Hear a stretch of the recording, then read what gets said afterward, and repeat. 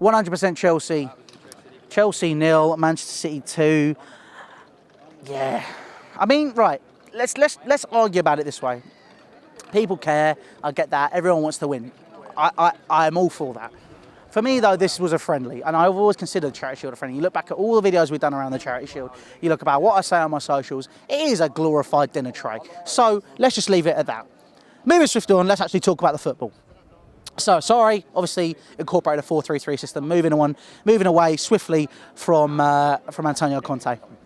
And I mean, to a certain extent, it works. Obviously, we've had these players that worked in a full-back system before. Azpilicueta was back in position. We bought him in 2012 as a right-back, which is actually quite nostalgic and nice to see. Centre-half, we had Rudiger, we had David Luiz, and we obviously had Caballero in goal. So it wasn't a full-strength team. But the back four seemed to be the one which we're consistently playing. We've got Alonso, Rudiger, David Luiz, and Azpilicueta. So, moving swiftly on from that, I think that worked okay. Obviously, down the left-hand side, Alonso is not a lateral left-back. Like I was saying previously last year, been a fantastic servant, a great player, but he can only do so much. He's not the most influential now down that left-hand side. And, it'd be interesting to see how we use him. I think Emerson would be a better fit. He's far more dynamic, would move faster down that side, would track back faster as well. I think because you don't have the three defenders at the back, that is something that we'd have to consider. Moving on to midfield, you had Ross Barkley, Fabregas, and you had Jorginho. Now, Jorginho was playing deeper in the regista role that he played for at Napoli. Obviously, renowned last season, 88% pass accuracy, all that kind of stuff. During pre-season, he's played well.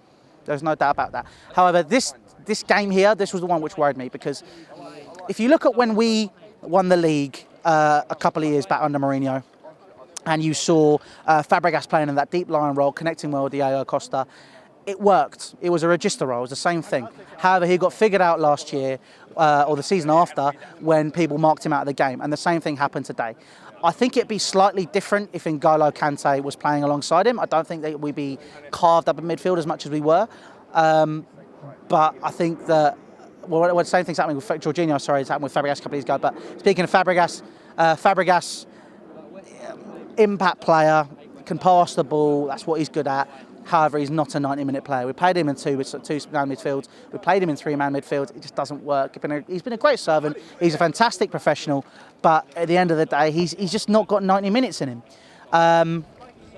Moving swiftly on, we speak about Ross Barkley. Now, Ross Barkley played okay today. I thought he had a decent game. But he struck me, he wasn't that creative. I think the biggest issue we had with Ross Barkley was he was muscling people off the ball, head down. It was almost like tunnel vision. And he got the ball, ran with it, passed it off a couple of times, did okay at the beginning, and then just completely lost it towards the end. That's how I felt anyway, personally. But I think he's got a lot of future. Or he's got a future ahead of him at Chelsea. I think it's going to be interesting to see how he's used under Sarri. Sarri's a massive fan of him. So at the end of the day, let's just see how that goes. And I think it'll be interesting to see how he's used. Now let's move on to the front three. Alvaro Morata. Where the fuck was he? We'll just leave it at that. People talking about the curse of the number 9. I mean, if you've watched him in pre-season, you'll know that's not a curse of the number 9. It's just Alvaro Morata. So, quite frankly, we need a centre forward. I think that's one thing that we do need.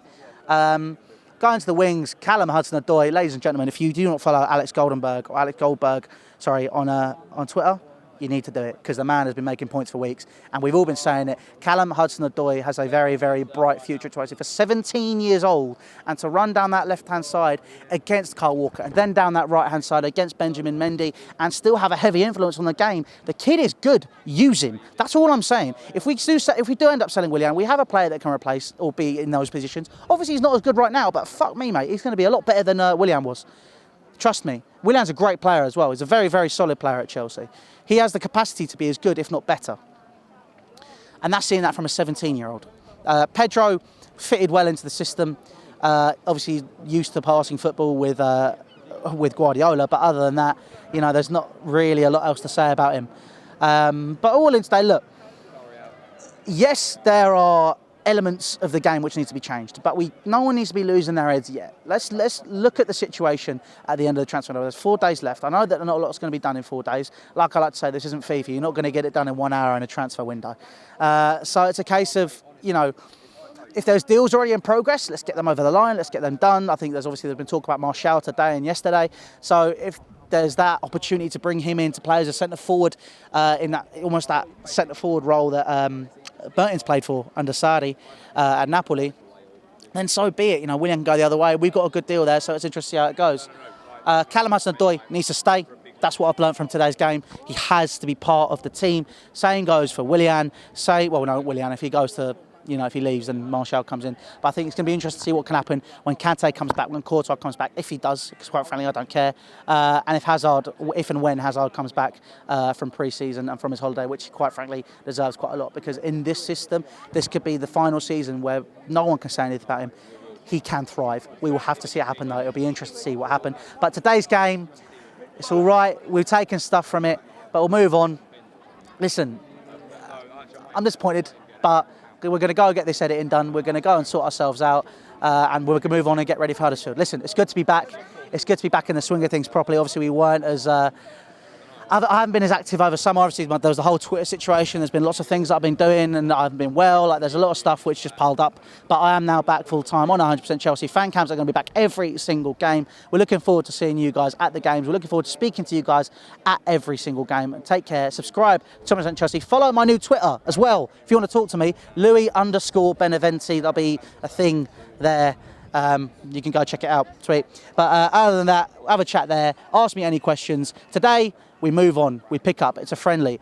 We've got Leon next. I might be there. It depends on the stuff there.